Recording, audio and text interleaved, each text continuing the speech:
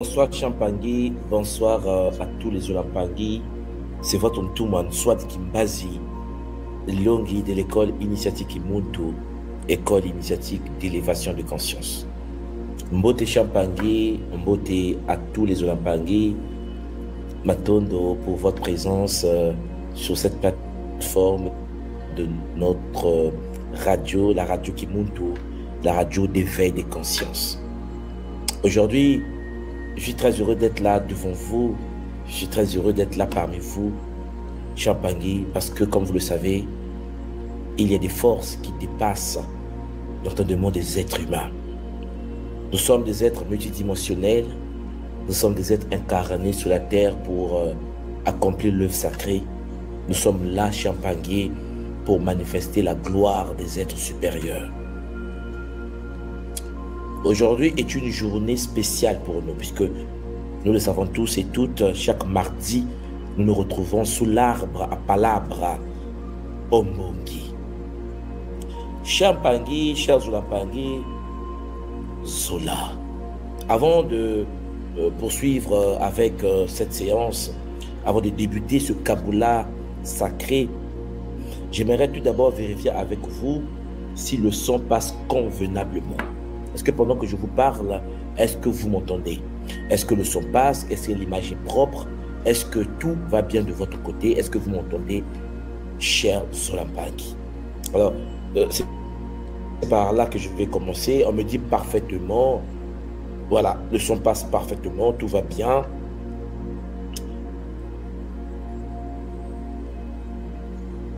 Voilà, 5 sur 5, c'est bien. Alors, Olampangui, puisque le son passe, la deuxième chose que nous allons faire, c'est en effet rendre grâce à la source unique, à Mama Ndombi, la source qui est à l'origine de tout et qui nous a permis d'être là aujourd'hui. Aujourd'hui, mes frères et sœurs, nous allons aborder un sujet important.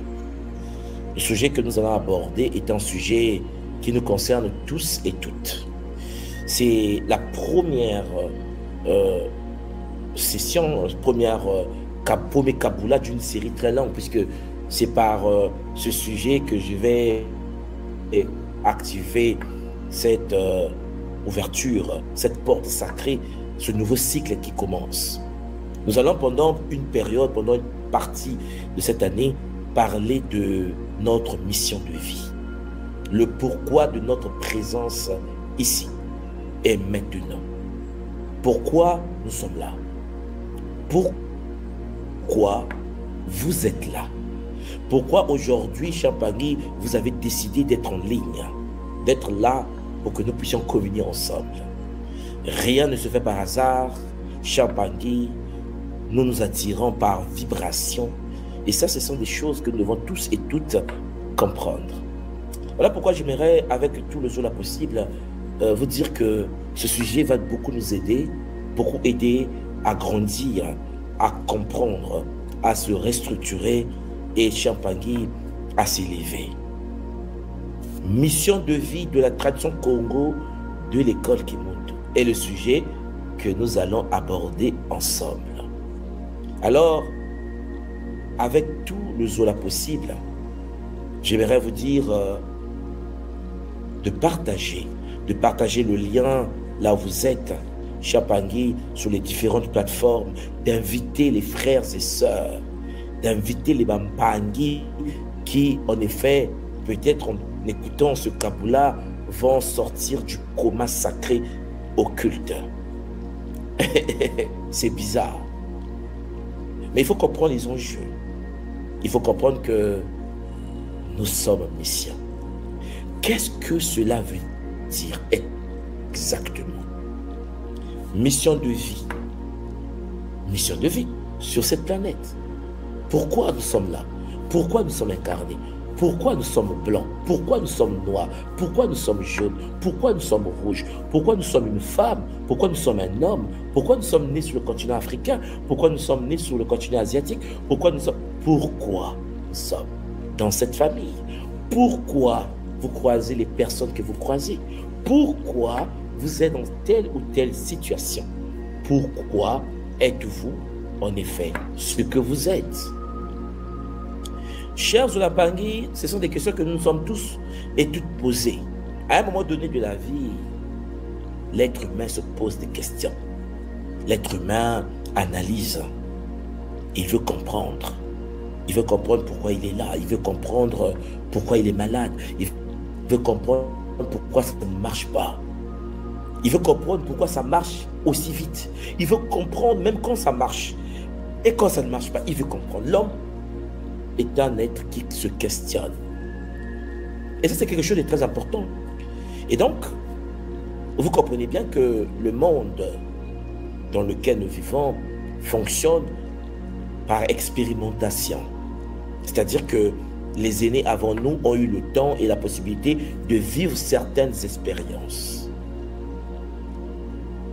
Ils ont touché à certaines expériences. Ils ont vécu certaines expériences.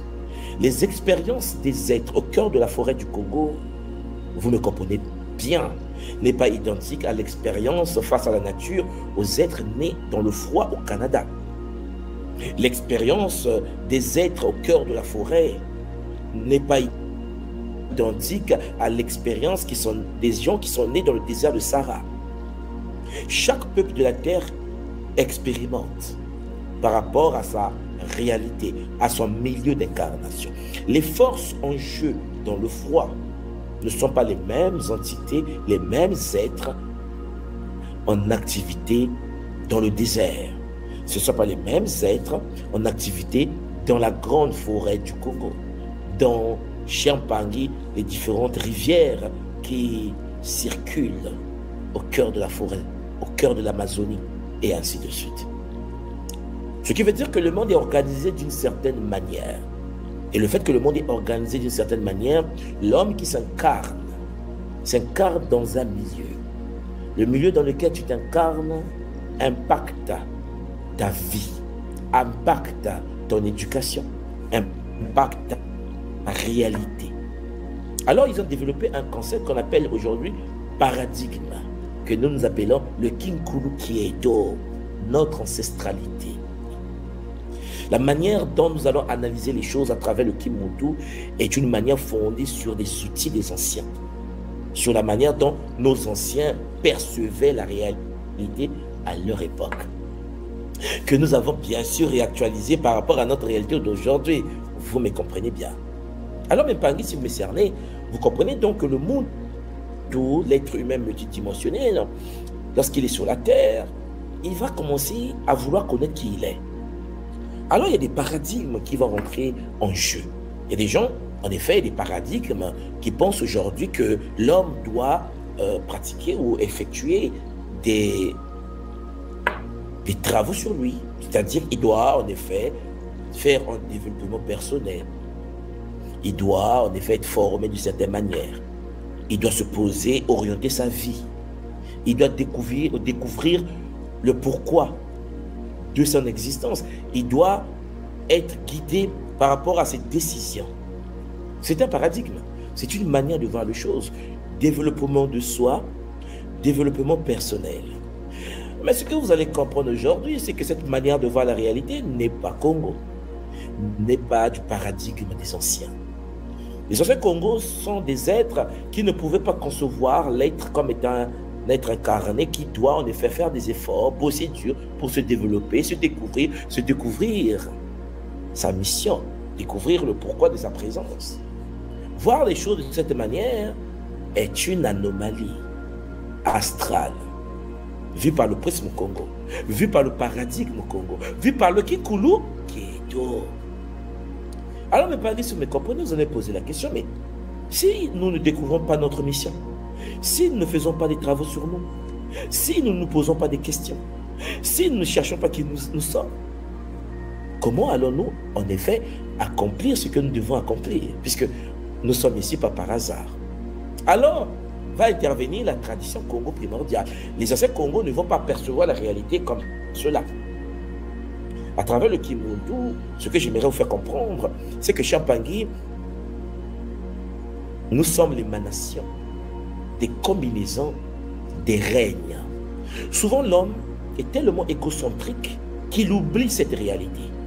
L'homme est tellement égocentrique qu'il oublie en effet qu'il est la résultante de plusieurs règnes. En nous, nous avons des consciences de l'univers minéral. Nous avons en nous des consciences de l'univers végétal. Nous avons également des êtres, des consciences de la réalité animale. L'homme est une combinaison des règnes. Ce qui veut dire qu'en effet, il ne doit pas oublier que sa réalité, sa vie, ne dépend pas de son développement personnel. C'est trop égocentrique, c'est trop astral de pouvoir oublier que tu es fait des pierres, tu es fait des minéraux, des végétaux et des animaux. Et cela ne s'arrête pas là. À travers le corps biologique qu'on appelle en Kikoro le Nitu, le Muntu fonctionne en connexion avec l'univers de l'eau. Les êtres de l'eau, les consciences de l'eau animent notre corps, animent nos corps. Vous comprenez donc que la tradition nous dit que l'être dispose des corps d'eau, corps de feu, corps d'air, corps de terre. Nous sommes faits des éléments. Nous sommes faits des règnes. Nous sommes faits des éléments. Derrière les éléments, il y a des mondes, il y a des êtres, il y a des consciences. Ce qui veut dire qu'une personne qui pense faire un travail sur lui, par lui, pour lui, est déjà en train de se faire astraliser, est déjà en train de perdre, Champagny, la perception Congo de la réalité. La tradition Congo nous enseigne alors que nous devons être humbles. Nous devons être humbles et comprendre que derrière la réalité, il y a des forces, et ce sont ces forces qui animent ce que nous sommes. Ce qui veut dire, Champagny, nous ne pouvons pas chercher des choses pour chercher. Nous ne pouvons pas être à la quête d'un développement de soi, un développement personnel par une pensée égocentrique, puisque en effet, c'est simple. Il suffit de se rapprocher de ceux qui font partie de nous, ceux qui ont défini, avant même notre incarnation, la mission de notre existence. La tradition nous enseigne en effet que tous les règnes du monde, donc du monde minéral, du végétal, de l'animal, des êtres humains, des êtres cosmiques, jusqu'au Banzambi, tous les êtres qui existent à travers les dimensions multidimensionnelles, comme on le dit à l'école Kipumuto, sont des êtres qui émanent de la source divine unique que nous appelons affectueusement Mama Wandombi. Ce qui veut dire qu'un être humain sur la terre doit se poser des bonnes questions. Est-ce que nous devons être animés par notre propre volonté égocentrique, chercher des réponses par soi, oubliant que avant notre incarnation, notre corps a été préparé pour recevoir des combinaisons de l'eau, du feu, de l'air et de la terre, du minéral, du végétal et de l'animal, des différentes espèces qui existent. Nous sommes une constitution multidimensionnelle, fractale, holographique, Champagny, des êtres d'autres réalités. Et tout cela a eu lieu parce que la source unique nous a permis de nous incarner. Ce qui veut dire qu'en effet, le monde doit être conscient que son existence vient de la source. Le monde doit comprendre, nous devons tous et toutes comprendre que derrière notre existence, il y a un plan sacré. Nous avons un plan divin. Nous avons un programme, un planning qui a été défini avant ton incarnation au sein de cette réalité. Le monde doit comprendre qu'il a un calendrier. Il a une carte cosmique d'incarnation. Puisque, en effet, on n'est pas tombé par hasard dans cette réalité. Nous sommes des voyageurs en mission. Ce qui veut dire qu'en fait, à partir de là, on ne doit pas être dans une forme d'égocentrisme en pensant que nous pouvons nous émanciper par soi, pour soi, par nous-mêmes. Oublions les lois, les principes, les règles et l'ensemble des êtres qui ont participé à ton incarnation. Ils te regardent, ils te contemplent, en train de se perdre dans une réalité égocentrique à la quête de ton identité spirituelle, alors que c'est simple. Pose-leur la questions. Demande la carte de ton existence. Demande le plan de ta vie. Puisque chaque humain incarné s'incarne à travers une carte, un plan, une mission. Alors il arrive que nous oublions cela. Il arrive que le monde qui s'incarne oublie en effet qu'au-dessus de lui, il y a des êtres. Au-dessus de lui, il y a des mondes. L'homme est tellement égocentrique qu'il oublie qu'il vient de la source et vit pour la source, par la source. Et non, non. Non. Il se fait intéressant. Et donc, il pense que ce n'est pas une vie champagne, de quête, de torture, de souffrance, de boulot qui va s'en sortir. Par lui-même. Pour lui-même. Alors, on se retrouve dans des postures très compliquées. Où l'homme vit, fait un burn-out, une dépression, une crise, un transfert émotionnel. On oublie que lorsque on est en relation, en couple avec un autre être, il faut bien comprendre que cette relation doit se fonder sur les fondations de la source. Alors interviennent les divorces parce qu'on échoue dans nos relations. Et on arrive même à se justifier que ça n'a pas marché. Je vais trouver une autre personne. Je vais oublier en effet que on est unis. Et lorsqu'on est unis, on est unis selon les préceptes de l'ordre cosmique. Si on comprenait cela, les choses devaient fonctionner différemment. Alors le monde ne devait pas vivre pour lui, il devait vivre pour la source, par la source. Et donc, sur cette planète, il devait être l'empreinte, le hiéroglyphe, le symbole, le Kisono.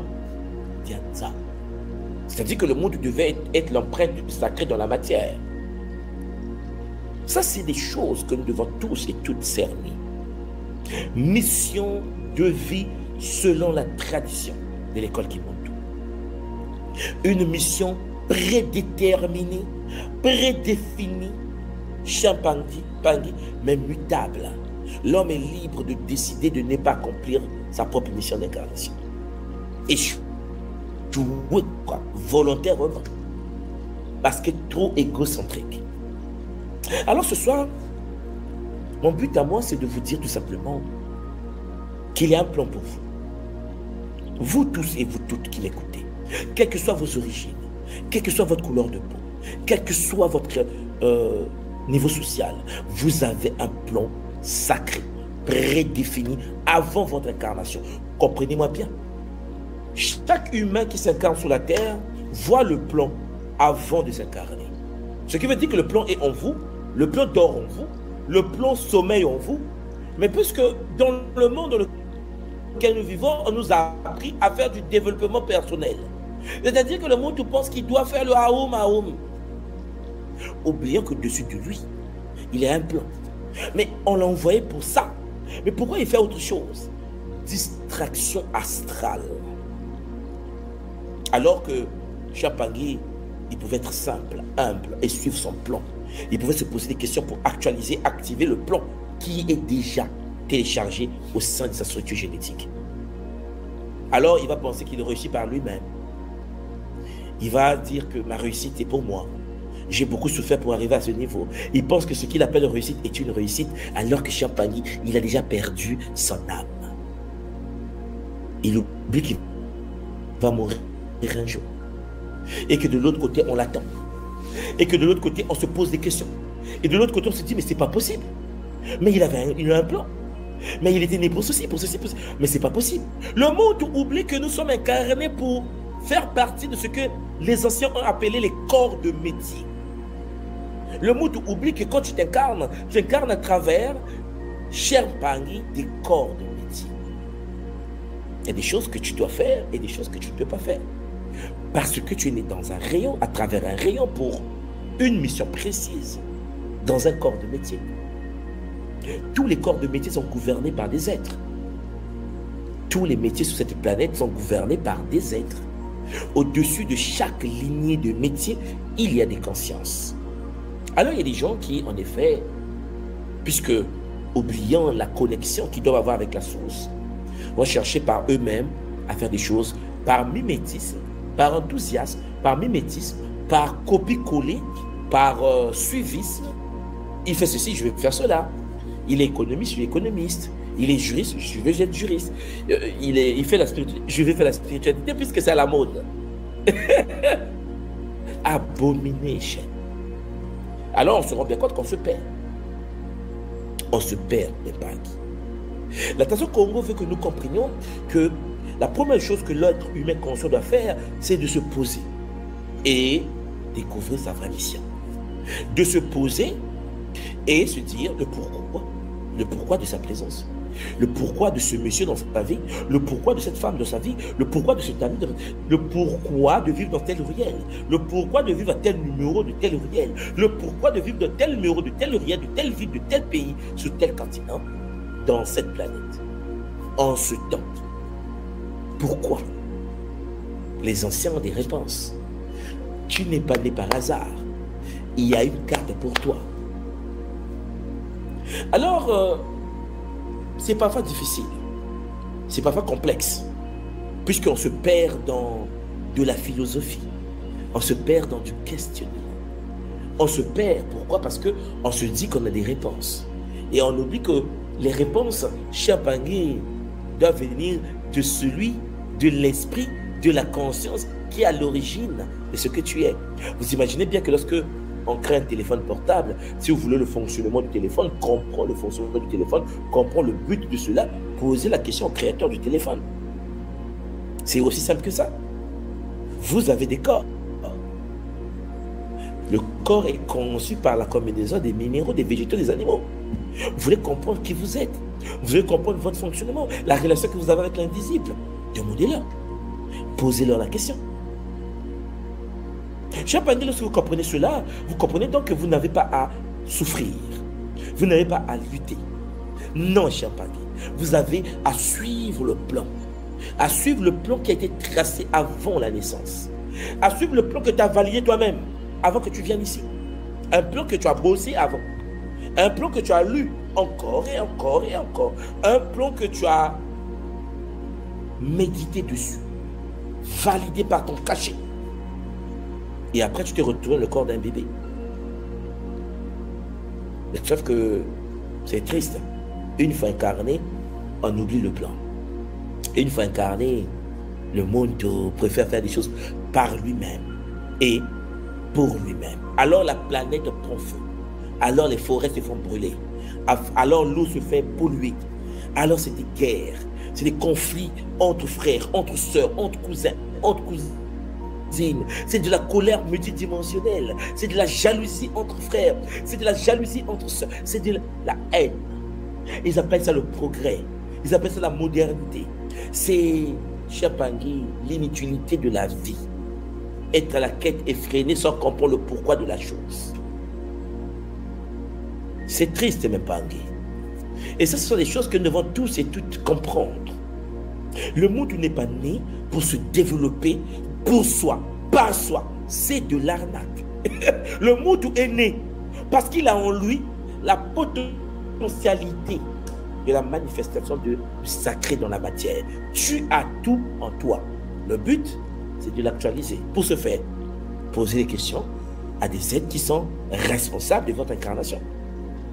Vous n'êtes pas incarné par hasard. Nous ne sommes pas incarnés par hasard.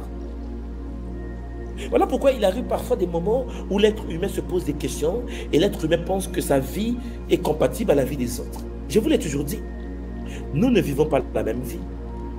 Moi, je suis africain, je vis en Afrique. Il y a des moments, je dis aux gens que nous sommes tous africains. N'est-ce pas? Oui. Non. On ne vit pas la même réalité. Les humains ne vivent pas la même réalité. Ce n'est pas parce que tu vis dans une réalité où il y a des êtres impolis que tu penses que tout le monde est impoli. Non. Tu attires des êtres impolis autour de toi. Ce n'est pas parce que tu vis dans une réalité où il y a des gens qui font de la médisance, qui parlent mal des autres derrière leur dos, que tu penses que tout le monde fait... Non, non.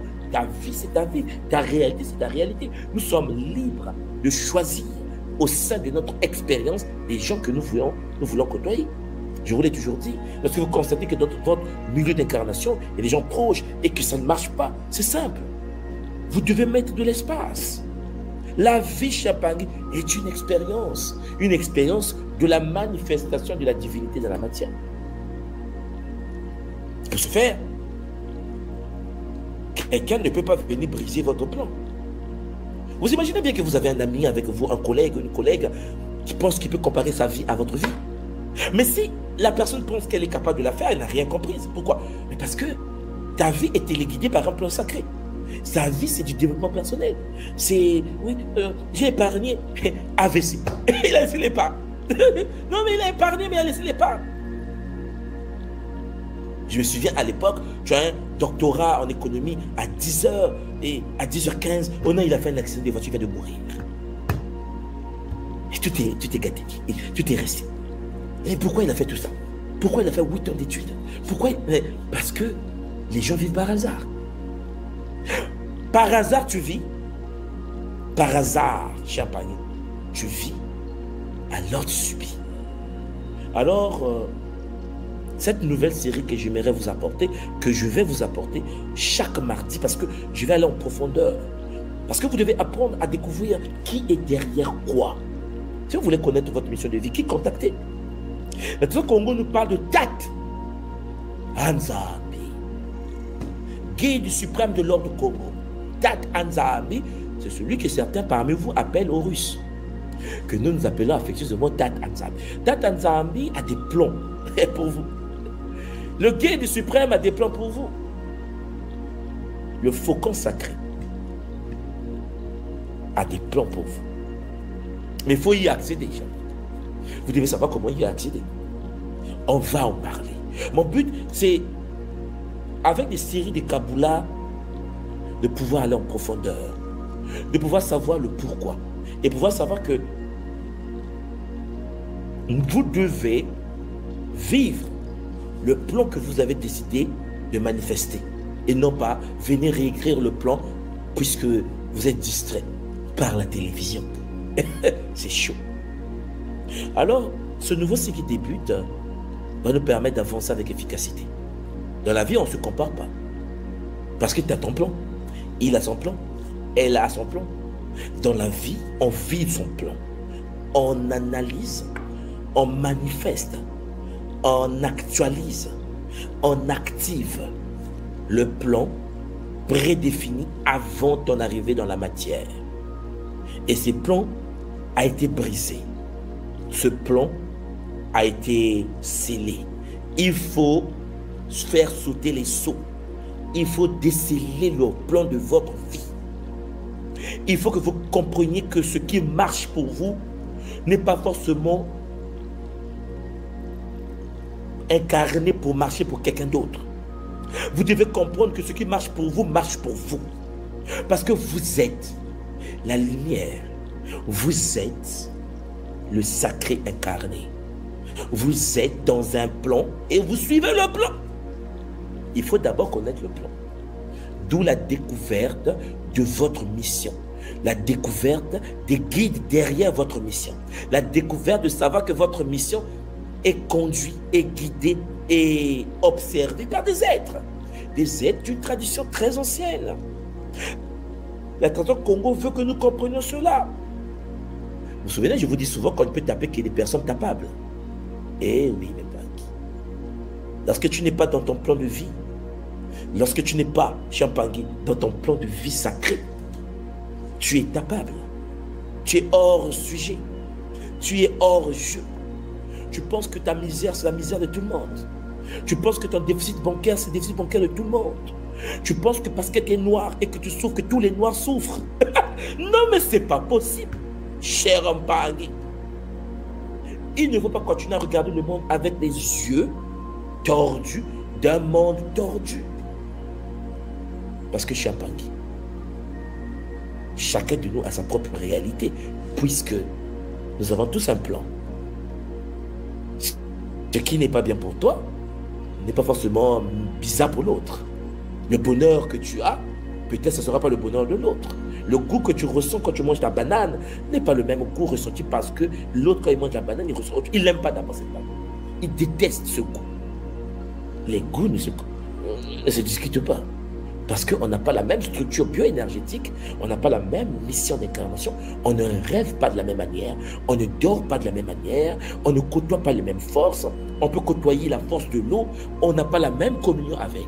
On peut côtoyer la force de l'air, on n'a pas la même communion avec. On peut côtoyer la force de l'air, du feu, de la terre, on n'a pas la même communion avec parce qu'on n'a pas le même plan d'incarnation.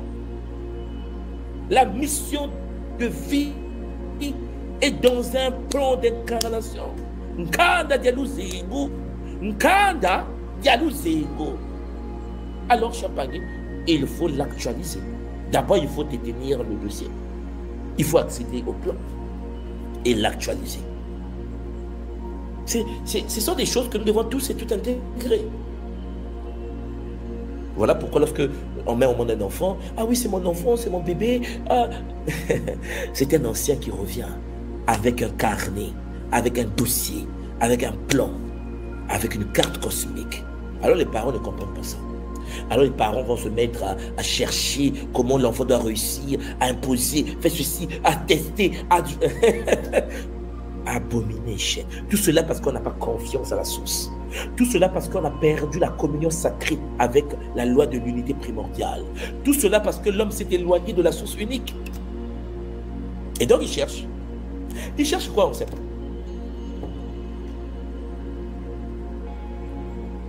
Tout ce qui brille, comme on dit, ce n'est pas de l'or. Ce qui veut dire, Champagne, l'autre peut paraître heureux. Tu ne sais pas quel cauchemar il vit. Il y a des gens qui, en apparence, sont heureux. Chaque nuit, ce sont des attaques sexuelles, des incubes et des succubes, des dorlis. Champagne, ils ont quitté la carte de vie. Les parents ont quitté la carte de vie. Les enfants ont été frappés par la malédiction héréditaire de la lignée.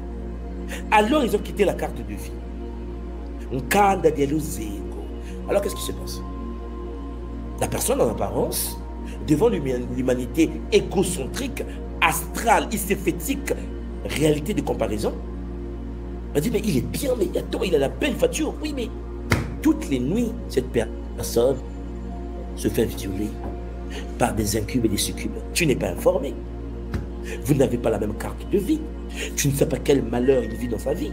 Tu ne sais pas la relation qu'il a avec ses parents. Il y a des gens, Champagne, qui ont été abusés par le mari de la sœur.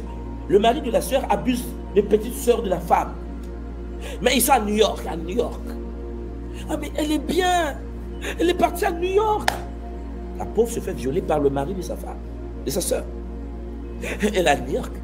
Celui qui est resté en Afrique est constipé, perdu, triste, parfois haineux. Pourquoi? Parce que l'autre est parti à New York. Mais moi, c'est pas possible, il est parti à New York. L'autre se fait violer par le mari de sa sœur. C'est parce que tu veux comparer ta vie avec la vie de quelqu'un que tu connais parce qu'il vit dans la réalité. Lorsque la copine t'appelle, allô ma copine, c'est comment? Mais New York, c'est magnifique. On vient juste de la violer. Hein? Mais regardez, New York, c'est magnifique. L'autre là-bas, oh, t'es chanceuse. Je veux être comme toi. Abomination. Alors, si vous me comprenez, vous comprenez donc qu'à un moment donné, il faut suivre le plan. Alors, la question que nous devons tous et toutes nous poser ce soir, quel est votre plan à vous? Quel est votre plan à vous? Est-ce que vous êtes conscient de ce plan? Est-ce que vous savez le pourquoi de votre incarnation?